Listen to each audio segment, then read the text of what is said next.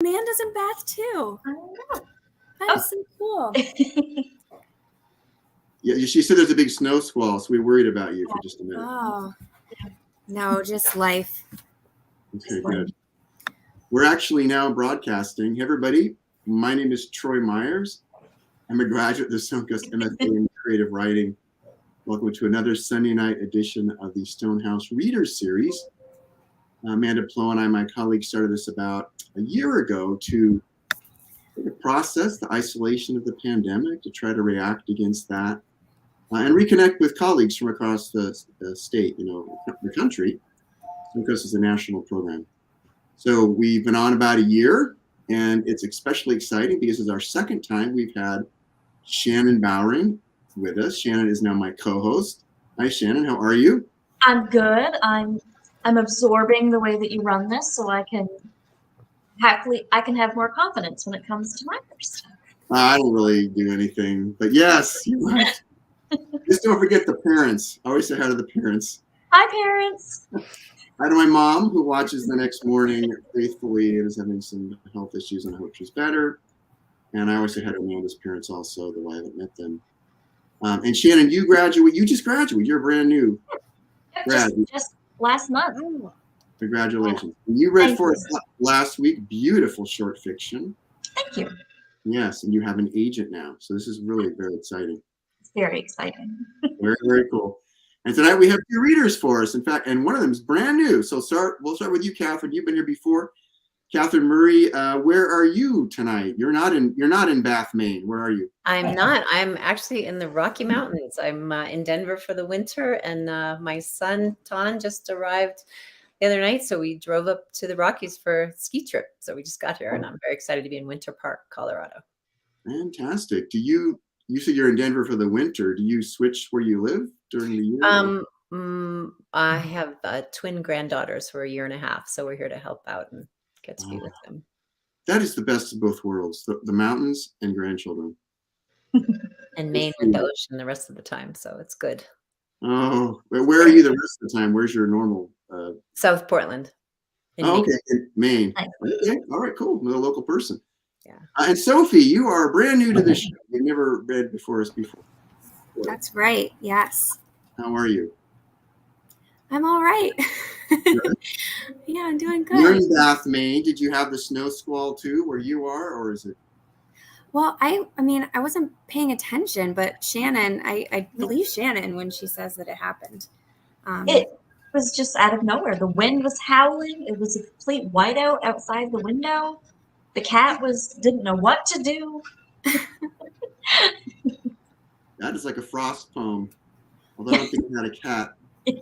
I'm in Sacramento, and we've had a great December, very wet, cooler. Right now it's about 72. I just rode my bike for an hour and a half outside in shorts. It's wonderful. So very different weather here. I'm a little jealous of the seasons you guys have. So thanks for making it in all kinds of weather. And Sophie, you graduated. When did you graduate?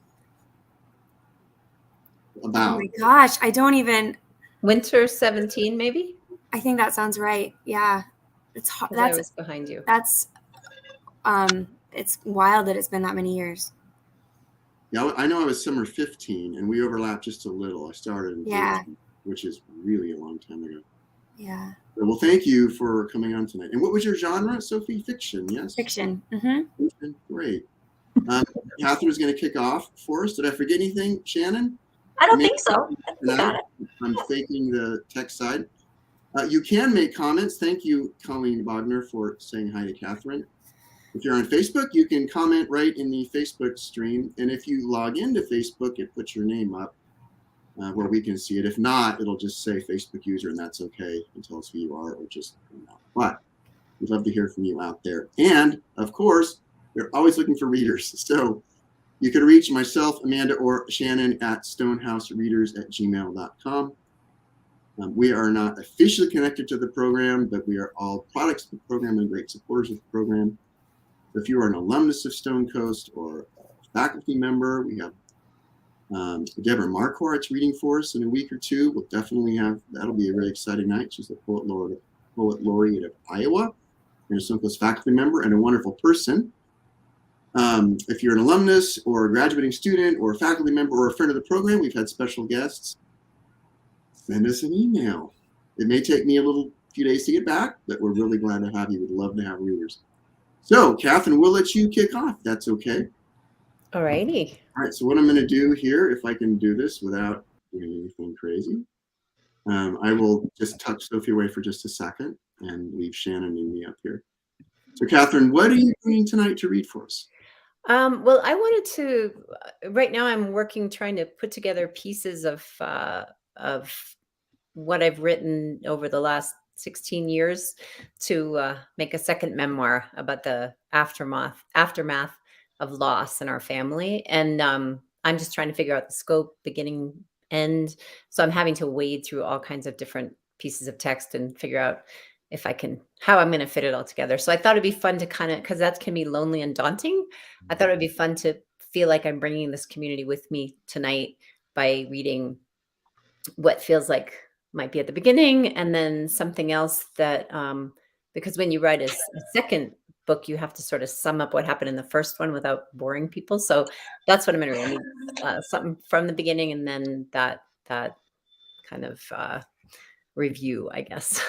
Very cool. And you have a first memoir? I don't remember. Did you? Yeah. Now You See the Sky is the memoir about the death of my son in Thailand from leukemia when he was 6.5.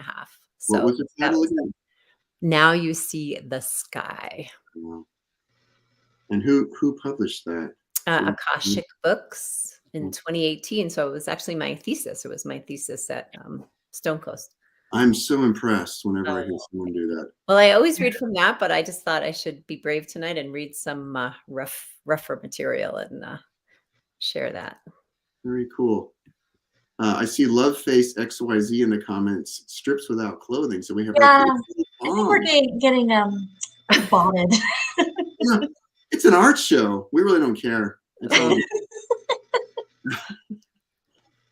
Shannon, did you know Catherine at all? Have you met before? No, our paths have never intersected. I think we've been following each other on social media, but we've never met in person. Mm-hmm. So I'm really looking forward to hearing your work for the first time. Thank you. Yeah. Cool. Well, I'd like to hear yours too. Sorry, I missed last week, but next time. It's recorded. You can catch it on the Stonehouse page or on our Facebook. Great. Now if you don't mind, we archive these, so if you don't care, we'll keep it. People can come watch it later. Awesome. My mom, she always watched the next day. Yeah. And Troy read a fantastic selection of poetry last week too. Oh, nice. Well, it was different. Yeah, I'm writing a really long poem, so that was fun to kick some of that off. Confidence building, very confidence building. So, Catherine, I can't wait to hear what you've got. Okay. It's yours now. We'll be back in a few minutes, and it's your time. Take it away. Thank you. All right. Okay, so this was written on the United Airlines Boeing jet bound from Bangkok to Seattle in the back row about a few months after the death of my son.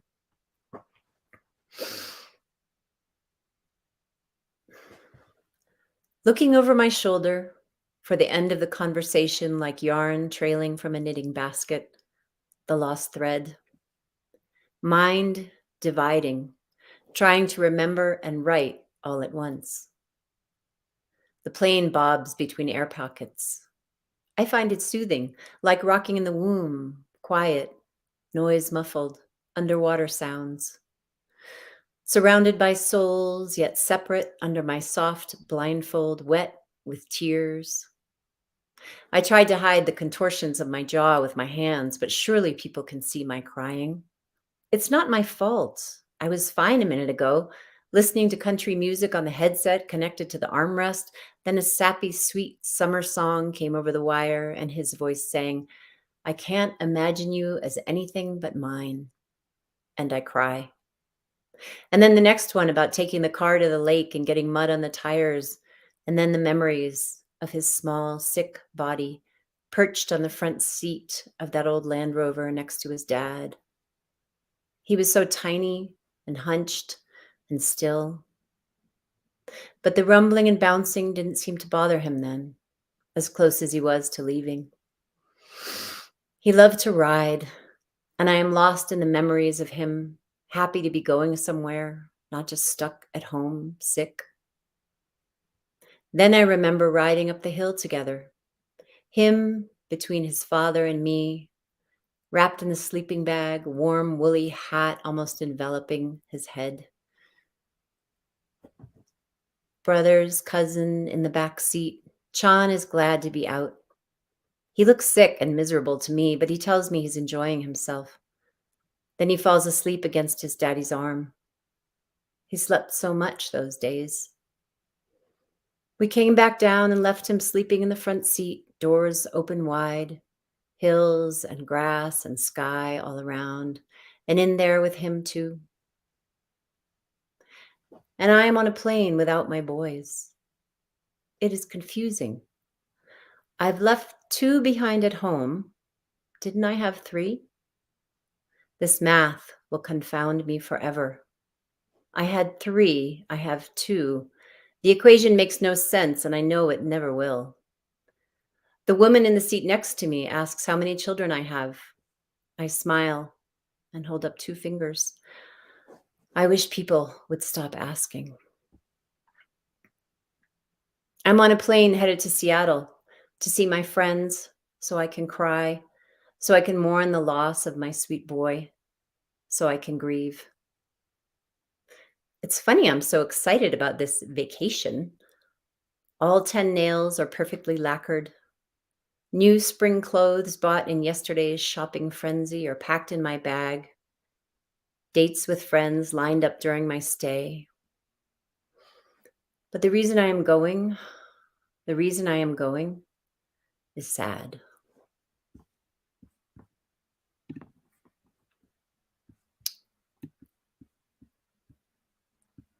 So this next one I'm going to read actually was in response to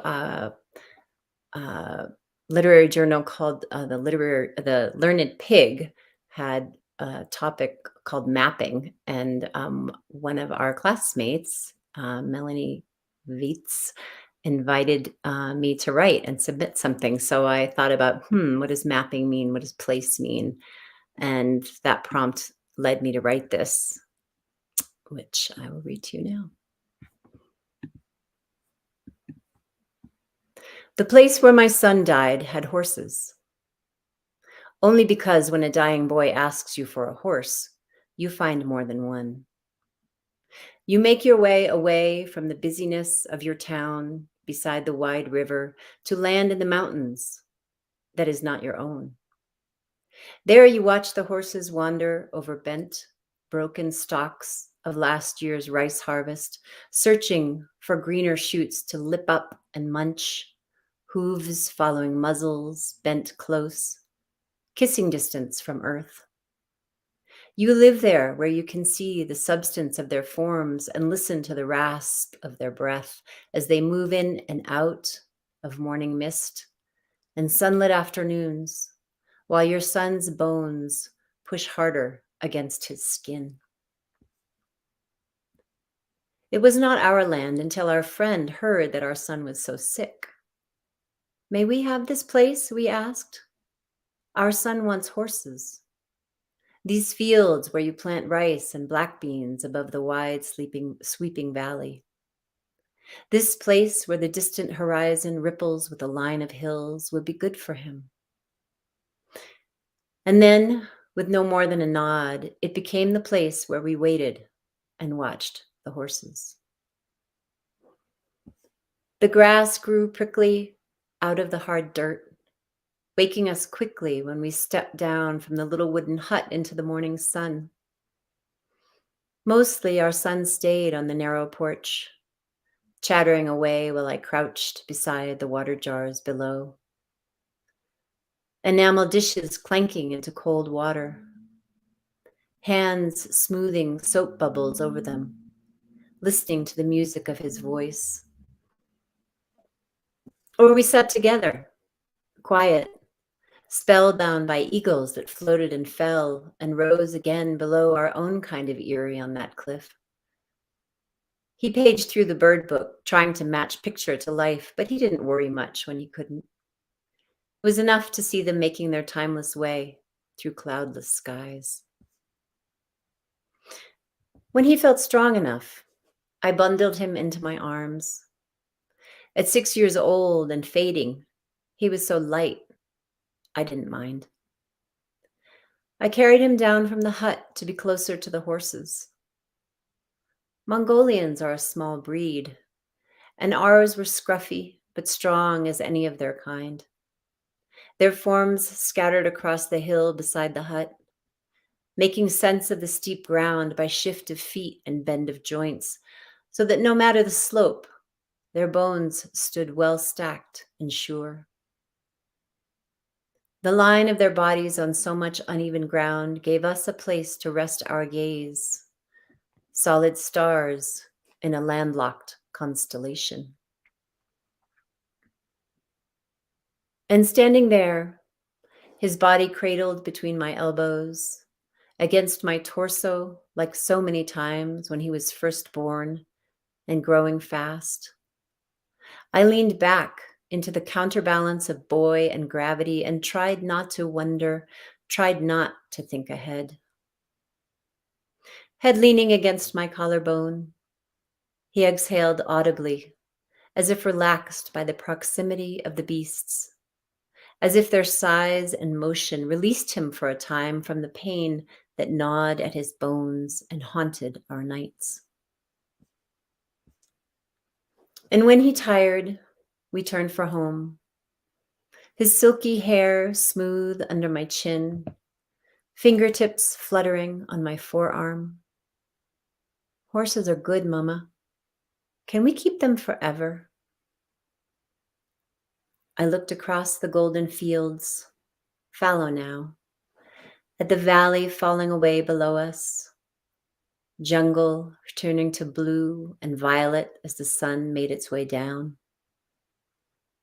Stopped my trudging up the hill to look at him and answered, yes, of course, my baby.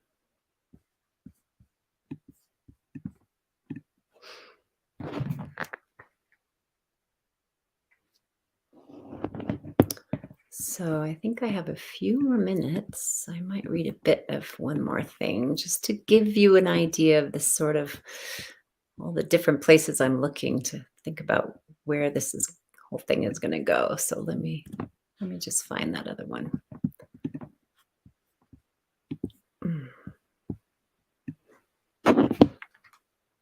Okay, 6 minutes. We'll see how I do.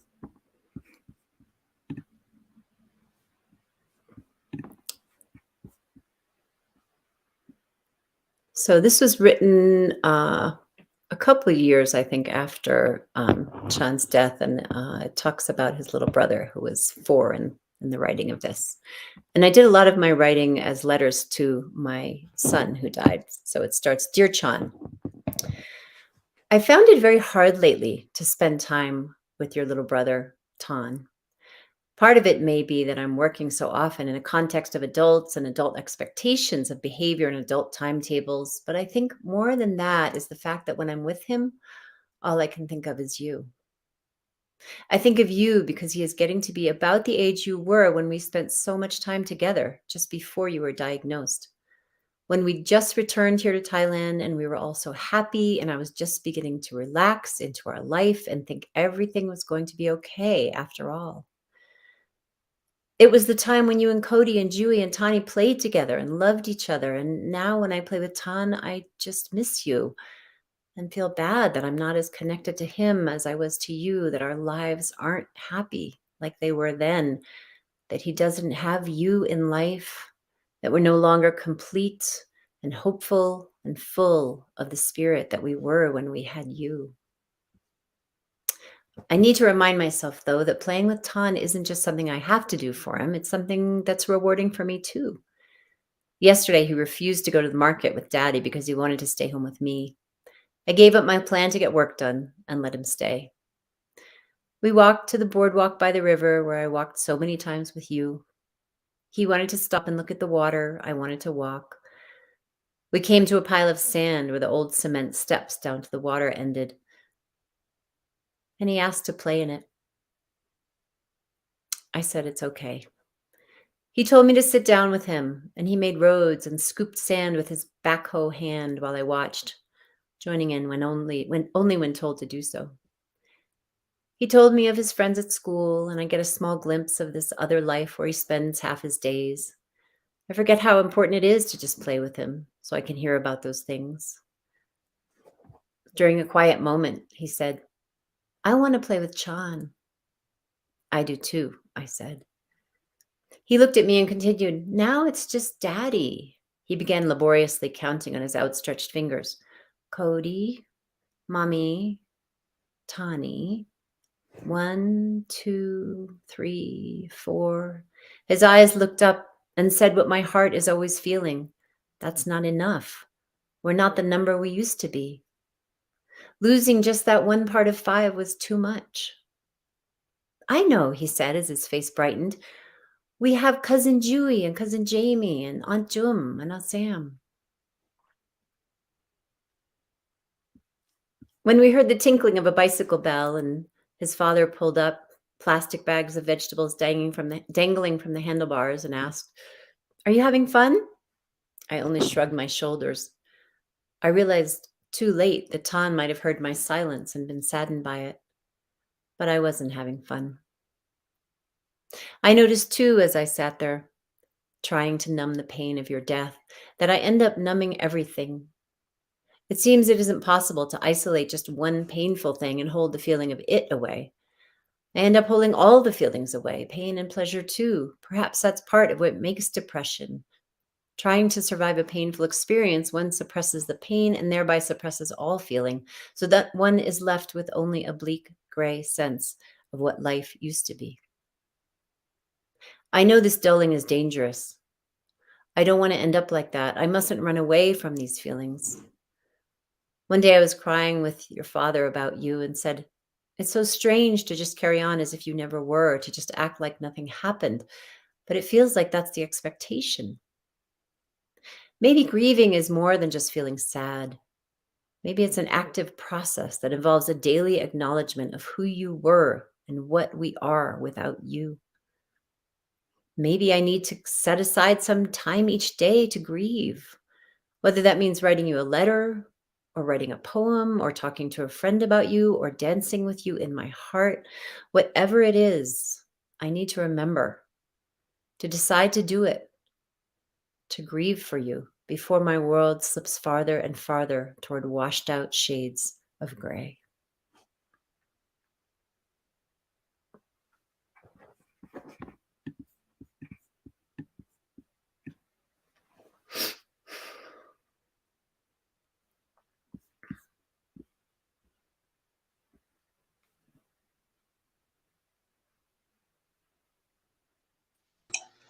Are you done, Catherine? Hmm? Are you done reading? Mm-hmm. Okay. Wow. Oh, Catherine. Thank you for sharing that with us. That was incredibly personal and powerful. And I really felt it. I'm having a hard time like coming away from it. So just give me a minute here. No rush. Oh, yeah. Yeah. Your writing is gorgeous. You have such lyrical prose. A few of your lines I really like sappy, sweet summer song. I was just talking to my mother yesterday. I had a cousin who passed away when I was about 6, and my mother was saying she still can't listen to a particular song without thinking of my cousin. So that was very close to home. Wow. And I liked that you mirrored in that first section. You were talking about how the math didn't add up. You were 3 and now you're 2, and then in this last section, your other son was making the same observation. Oh wow, I didn't even notice that. That's so I thought cool. it was a really powerful full circle moment. Wow. Just thank you so much for sharing. Thank you. Thank you. Catherine, I've only done this one other time in a year, and I ordered your book while you were reading. So I wonder, I mean, I've read other ones, but like actually during the reading, Now You See the Sky is the memoir. And you know, usually I try to make craft notes or I like this line or that image, but you know, that's not what this was about for me. 6 years old and fading. Mm. Horses are good, Mama. Mm. That's just so powerful. Thank you. Not the right word. So moving. Oh. You were in. Why were you in Thailand at the time?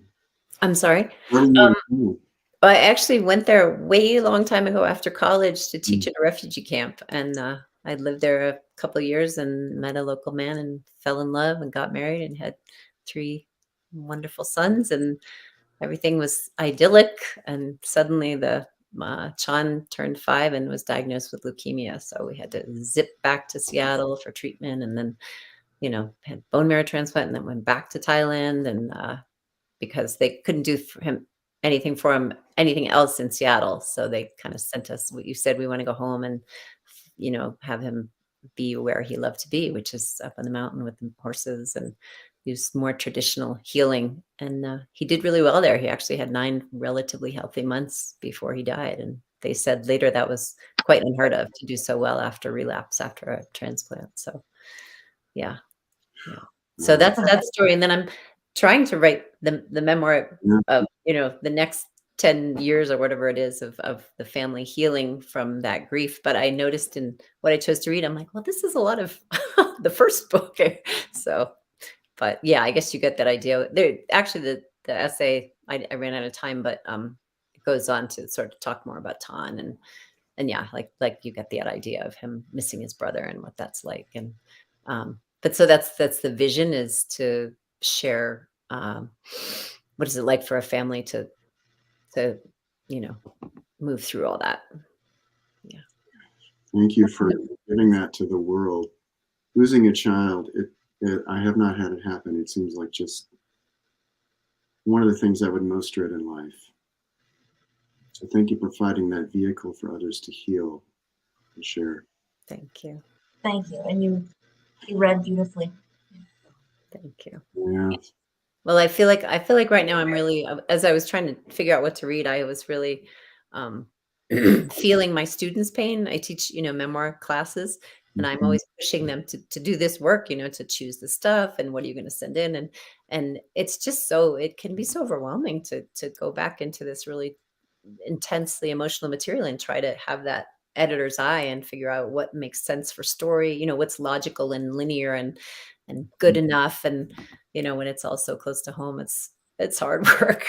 Yeah. And grief isn't logical or linear. So it's really hard to marry those 2 things together.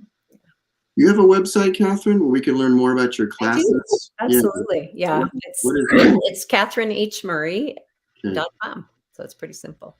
Okay. And I haven't opened the classes, I think, for over a year, and I'm going to open them in the fall for a new cohort. So Good for you. Good for you. Gosh. yeah, it's great. Well, so I just want to, I feel like I think a lot of my students might be here, and I want to say, I feel your pain.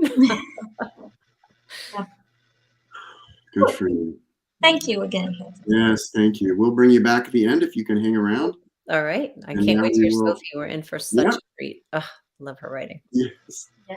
Fantastic. Me too. So welcome, Sophie. Hello, Sophie. So you're going to be my first introduction, so bear with me. I'm still learning. So if you guys are just joining us, this is Stonehouse Reader Series, and we're here with Catharine Murray and Sophie Nelson. And coincidentally, both Sophie and I live in Bath, Maine. And so we haven't met yet, but I hope that one day we might. I work at the library, so you can find me. Yeah, pretty we've easily. got to make this happen soon. Yes. Yeah, with Amanda too. That'd be great if you could all meet. Yes, I love that. What will you be reading for us tonight? Well, I am going to be reading from a novel in progress. And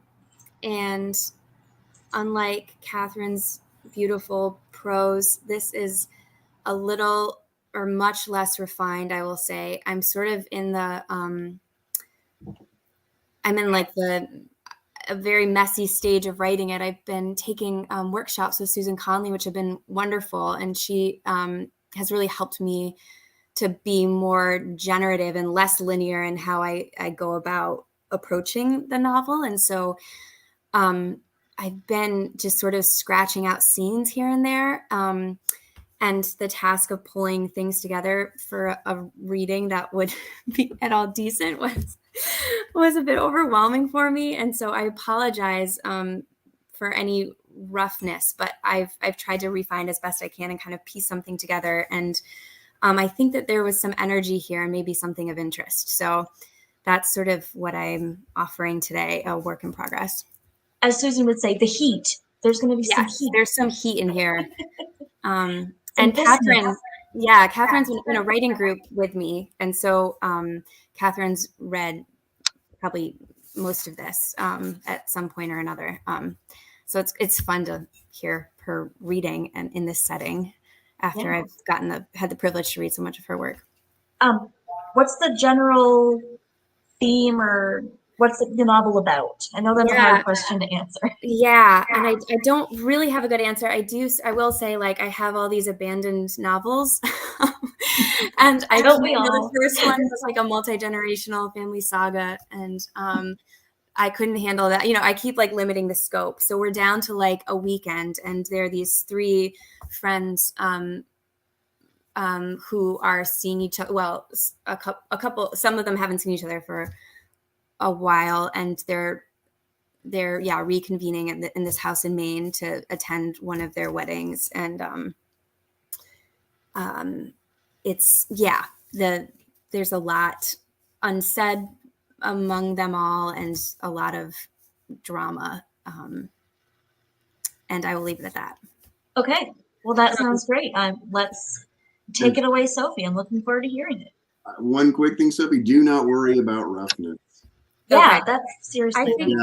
Okay. I think Brady's home here writing a poem while he read it, so you can totally be fresh. It's just a family support. Yeah, that's how I was feeling. My husband's a songwriter, and he has a regular thing he does with friends where they play songs in progress, and there's something kind of wonderful about that too. Totally cool. So anyway, I will begin. I should say, so the main characters are Rowan, Sarah, and Ken. And the novel goes back and forth between Rowan's perspective and Sarah's perspective. And so I'll make note of when we switch. And they are on a beach, like swimming after dinner. And I think that's all you need to know. Okay. Cool. Okay. Time's all yours. Okay. While Sarah feeds Sam, Rowan sits beside her, filtering sand through her fingers. Ken is beside Rowan at a distance. They all face the water, scaled in moonlight since the wind picked up, the outlines of pines punched out of cerulean sky. Your fiancé's from here then? Sarah asks Ken. Did you grow up together? Rowan looks at Ken and registers his discomfort. She knows he doesn't like to talk about Jamie, or himself generally. He picks up a stick and runs it across the sand. She's not really from here. She was a summer person, he says, and she's older than me, 7 years. Her parents would rent a place a few houses down from my parents' place. She used to babysit Ken, Rowan adds, though she knows he won't like that.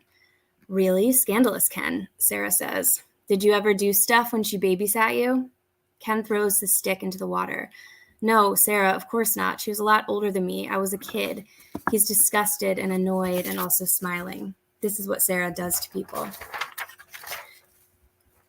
No, did you have a crush on her at least? No, he says. I was really little. I was like 9 or 10 or something. So how did you get together? Asks Sarah. He picks up another stick. I'd been living here for the past few years with my parents. I saw Jamie at this community 4th of July picnic thing, and she recognized me, he said. Both of her parents had moved here year-round, and when the pandemic started, she rented a different house on the other side of the island. She wanted to show this place to her daughter. She has a daughter, 10 years old, Hannah. Are you writing? Sarah asks. Not enough, he says, but some. Rowan catches herself nodding in agreement. She knows all of this. She still talks to Ken several times a week, and sometimes he comes down to visit her in Cambridge and they have sex.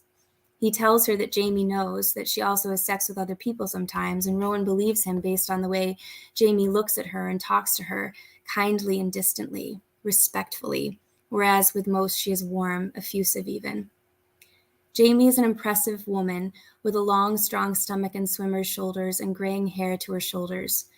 She wears a necklace with a gold H for Hannah shining from the notch in her throat. She works remotely for a publishing company in Boston and runs at least 10 miles every day, even through the winter, on the island's narrow, icy roads.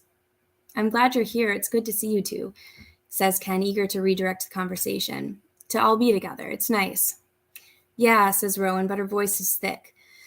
It's only then that she realizes she's hardly said a word since they arrived. Rowan's cold, Ken, Sarah says. Then look at her. Her lips are blue. She can hardly speak. I need to feed her and put her to bed.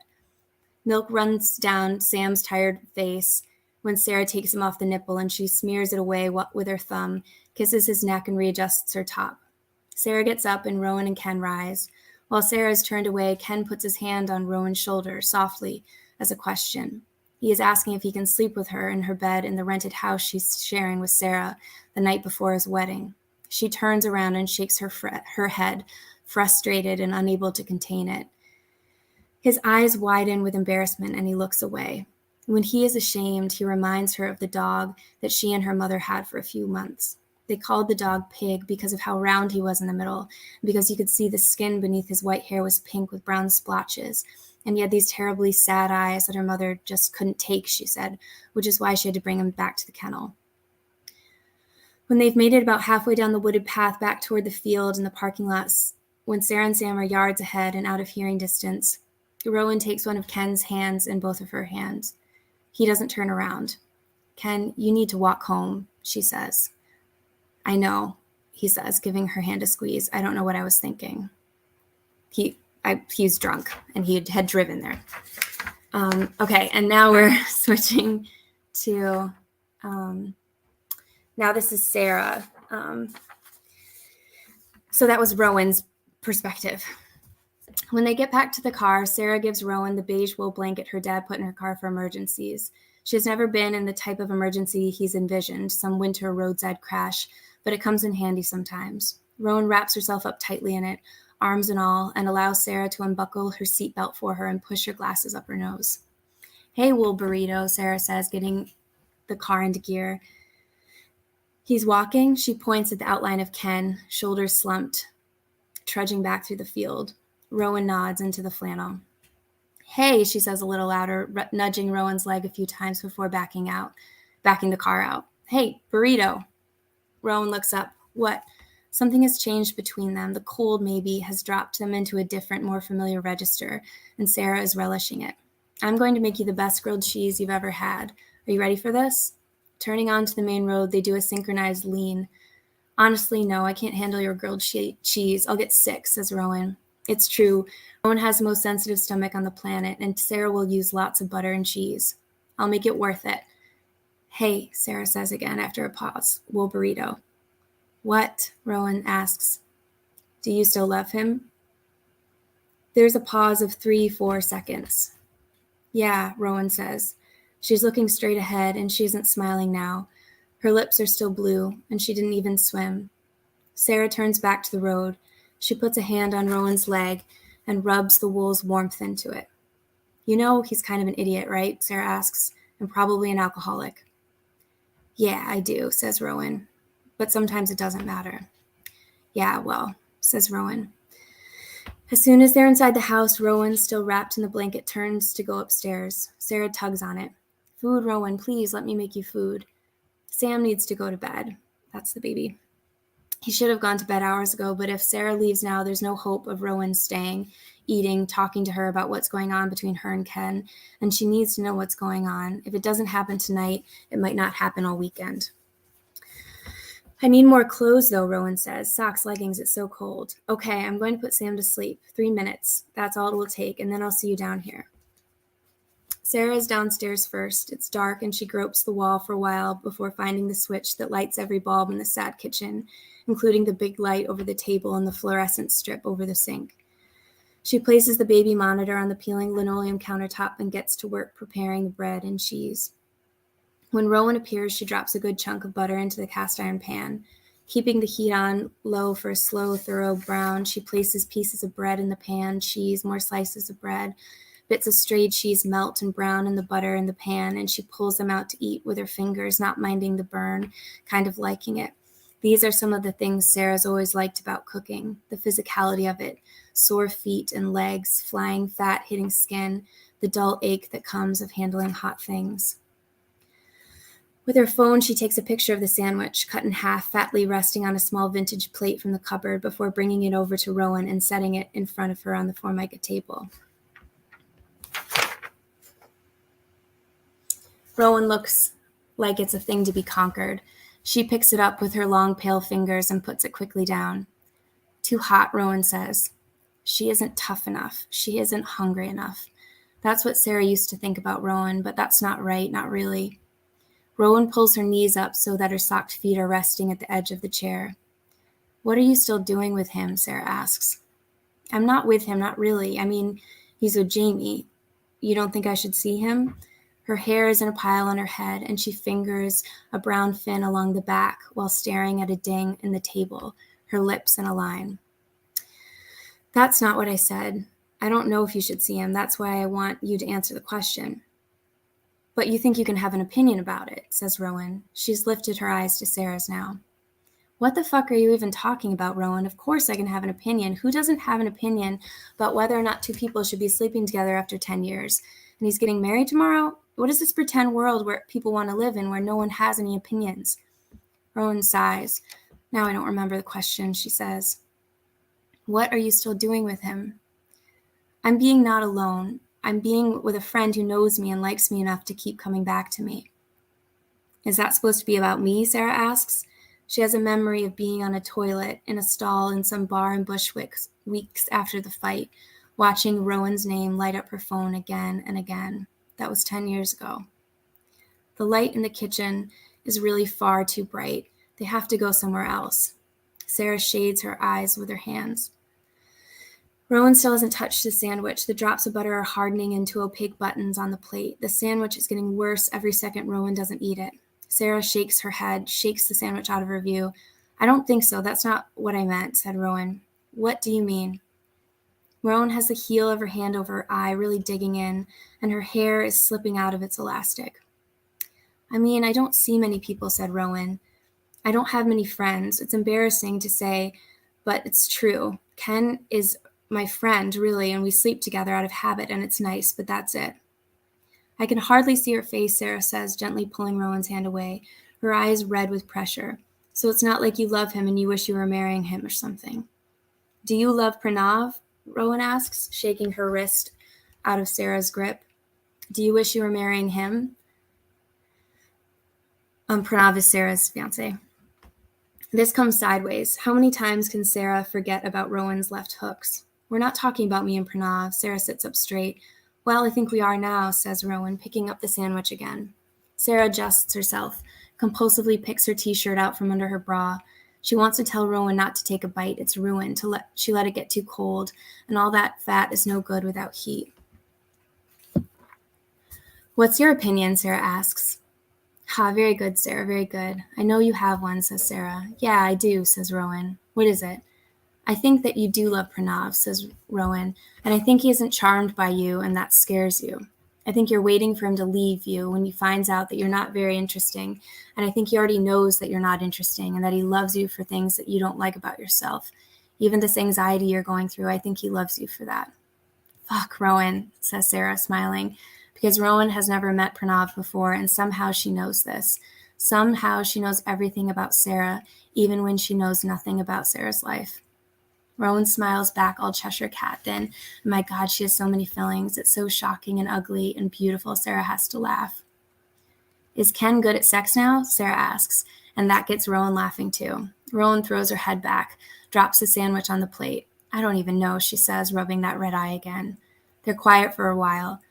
Rowan won't pick up the sandwich again. She's just running her fingertip along the rim of the plate. Are you even going to eat the fucking sandwich? Sarah asks. No, Rowan says. I don't think so. The end. Eat the fucking sandwich. I know, right? I want a grilled cheese sandwich now. I love that you keep going back to that. wouldn't want to eat them. I know. Yeah, I know. That was a fun like device to kind of play with. I forget what that came out of, some writing exercise, I think. But. Yeah, I loved it. I was totally pulled into these people's dramatic love triangle or sex triangle, I guess you should say. Yes. Yeah, there's a lot of tension and drama there. Yeah. It's hard to read so much dialogue. I was like popping in says, and because I think if you're reading it, maybe the experience would be a little different. But that was a little lesson for me. Yeah, I agree. I've had similar experiences where it's challenging to read dialogue. Yeah. I think you did a great job. Thank you, Shannon. I always knew who was talking. Okay, good. I don't know if you can see the comments, but Colleen Wagner says, "Well, I am hooked. I can't wait till the novel comes out. The details are engaging." Oh, good. And earlier, Joan Clinton said, "Thank you, beautiful," for Catherine, and also Beth Yodi. Thank you, Catherine. So I'm catching those a little late, but I'm catching. So that's part of a novel, Sophie. That's just one section. Yes. How much time span is the novel going to cover, do you think? Well, it's just over the course of a weekend. And this is sort of like the most salacious part, but a lot happens over that weekend. Yeah, I was reading, oh my gosh, I'm blanking on the name of the, that's such a bad thing to bring up and then not. Happens to me all the time. Yeah, there's a particular a book that's not even that I just found so enjoyable that spanned just a weekend, and just like that whole conceit of like people in close quarters kind of dealing with all just how that's good. I think good material for fiction, I guess, is literally putting people in an awfully fluorescent lit kitchen and having them have at it, kind of. Yeah. And they're there for the wedding? Like the wedding is the next day? Yeah, they're there for Ken's wedding. Yeah. Those are some complex relationships. Can I ask, how old is Rowan? They're all, I think, around like early 30s. Okay. Yeah. Wow, there's a lot happening in there. And you read from two different points of view, or was that? Two. No, yeah, it was Rowan first and then Sarah. Yeah. And you'll do that throughout the novel, you think? Rotate? Yeah, go back and forth between the two. And like I said, I haven't done a lot of editing yet. I'm still just sort of generating material, but also still trying to figure out the difference in their voice. Like I'm doing close third, and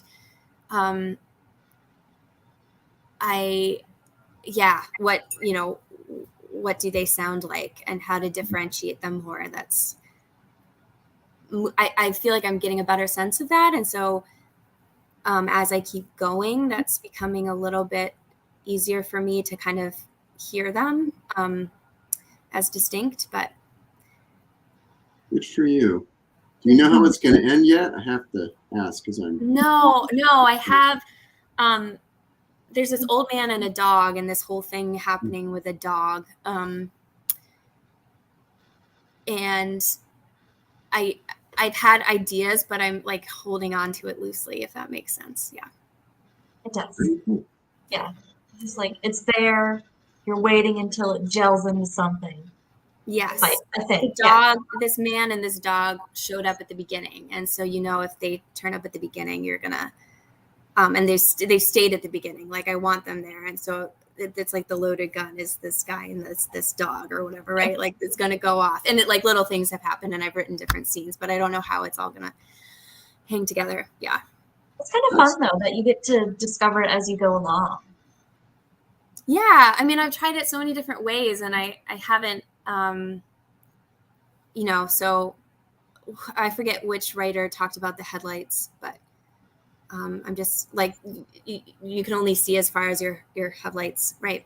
I sort of a little bit operating that way. Do either of you, I mean, Troy, you're a poet, Shannon, you're a fiction writer. Do you plot? Do you do a lot of plotting?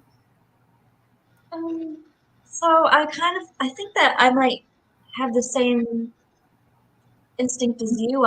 When I wrote my thesis, which is a linked collection, which I then edited into a novel. That's what my agent and I are working on right now. So exciting. So I had a rough idea of the big event that happened, Mm-hmm. but I didn't plot out exactly how it was. I kind of like to figure that out as I go along. That being said, I also had to stick to a very particular structure, so I'm kind of a little bit of both. I plot what needs to be plotted, but I like to leave room for surprise for me and the reader. Yeah. Mm-hmm.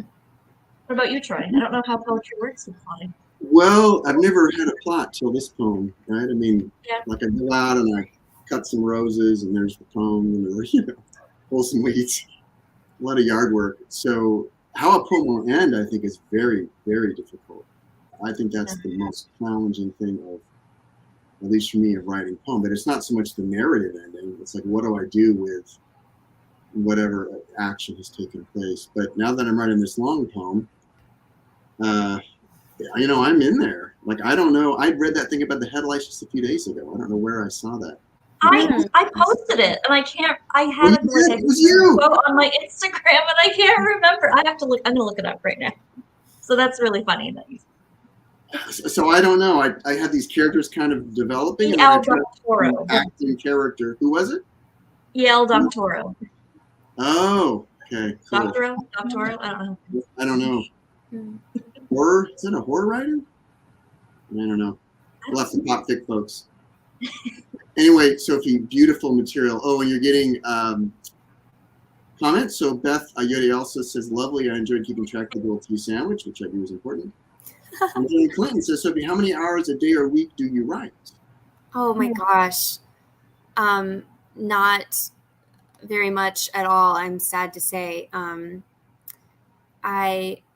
Especially I had a baby a year ago, so it's been a year of a lot of baby stuff. And but I do, like I said, like I've tried to keep it. It's been helpful for me to sort of not feel like, okay, I'm sitting down to do this particular chapter today, but I have all these sort of scenes that I know I need to write to sort of like quickly enter a scene, and so I can see what I can like tap out in 10 minutes and not think about it too much. So that's sort of like the kind of material I'm working with. It's not like I'm no longer like sitting in a cafe for 3 hours, like dun, dun, dun, dun, dun. I'm sort of like getting it out where I can. And so anyway. Very cool. Well, I'm going to bring back Catherine, and we can all talk just a little bit. Catherine, Sophie, how was it for both of you reading tonight? Yeah, it was lovely. Good. It's great to be here. I'm just delighted to get to share the screen with Sophie and both of you, and know there are people out there listening, and it's nice to feel not so isolated in this work. It's as I said, it's just so discouraging so often. So it's good to know it's more than just making scribbles on a screen. Yeah, it is good to have that for sure. And, How about you, Sophie? Oh yeah, go ahead. Oh well, yeah. I'm like grateful for the opportunity, and yeah, and it's good to see you all. Thank you. As a nonfiction writer, Catherine, how was Sophie's story? It's ringing for you? Was it clicking? Well, I'm so lucky because I got to hear, as she said, most of it. I got to read closely and critique, and I just feel like Sophie's writing is just so wonderful. I love seeing it every time. So it was fun to hear it again, hear it in Sophie's voice, and yeah, I'll never get the grilled cheese out of my mind. Every time I think about a grilled cheese, I think of Sophie's grilled cheese. It was important because it had a lot to do with their relationship, right? How she views Rowan, the things about Rowan, what she thinks Rowan needs, and what. Yeah. And the whole, what is it? Fat is useless without the heat, or something like. It's just genius. I just love it. I know. I love that. And the buttons of fat on the. Oh my God! Just so many beautiful phrases, and images. was it the dull ache that comes from handling hot things? Mm.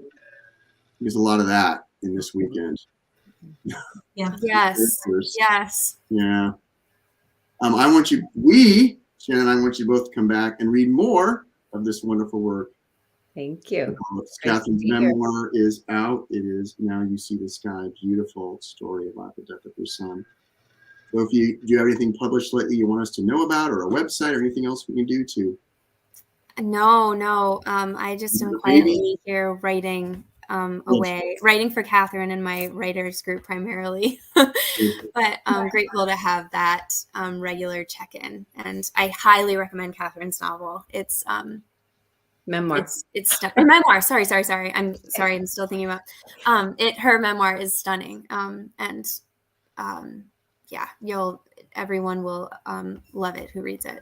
It's as you heard, like she's just an original. Yeah. Wonderful. Well, we are back next week, and I always forget sometimes to look up who's going to be next week, and I've forgotten. But I think it's Deb Marquardt next week. Oh, is it Deb already? I think so. March 6th, right? March 6th? Are we? Yeah. February. Oh my God. Okay. Jan, this is why I need you helping. Yeah, Deborah Marquardt's reading next week. She is faculty member at Stonecoast for poetry and creative nonfiction. And she is currently the poet laureate of the state of Iowa. A wonderful person. She was faculty when I was there. She's been around a long time. She's going to be with Josh Davis. I think so. Yeah. I think that sounds right.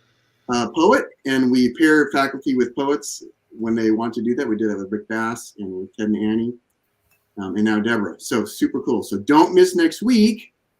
And if you want to read, StonehouseReaders@gmail.com, drop us a line. We'd love to have you. Thank you, Catherine. Thank you, Sophie. Thank you both so much. We'll see you all again. Thank you. And thanks everybody for coming, for tuning in. Thanks, everyone. Yeah.